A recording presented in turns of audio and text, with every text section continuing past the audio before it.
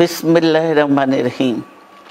প্রিয় দেশবাসী, আসসালামু আলাইকুম। রক্তস্নাত জুলাই আগস্ট 1 বছর পর আমাদের মাঝে ফিরে এসেছে।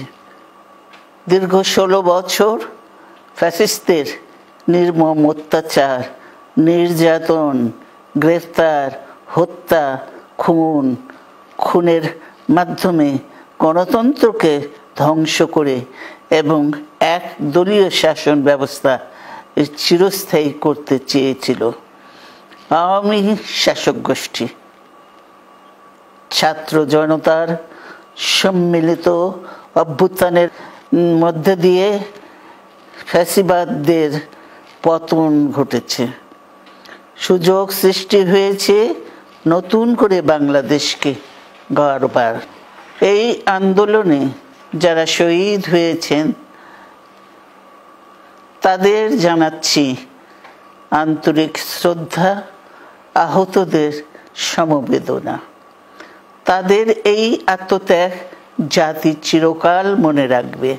গুম, খুন, বিচার বহির্ভূত হত্যার শিকার যারা হয়েছেন তাদের তালিকা প্রস্তুত করতে হবে। দ্রুত বিচারের ব্যবস্থা ও রাষ্ট্রীয় স্বীকৃতি নিশ্চিত করতে হবে।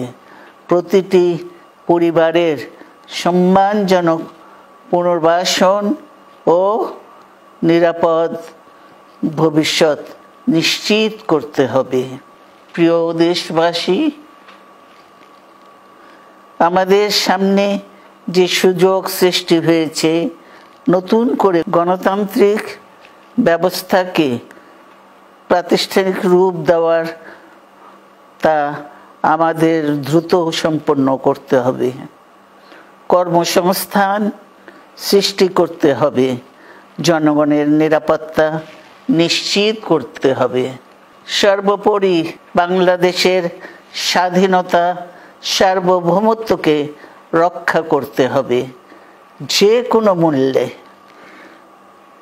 বীরের এই রক্তস্রোত, মায়ের অশ্রুধারা যেন বৃথা না যায় তা নিশ্চিত করতে হবে। ঐক্য বজায় রাখতে হবে। আসুন আমরা সবাই মিলে শহীদ জিয়ার স্বপ্নকে বাস্তবায়িত করি কোটি মানুষের নতুন বাংলাদেশের নির্মাণের স্বপ্নকে। আল্লাহ হাফেজ। বাংলাদেশ জিন্দাবাদ।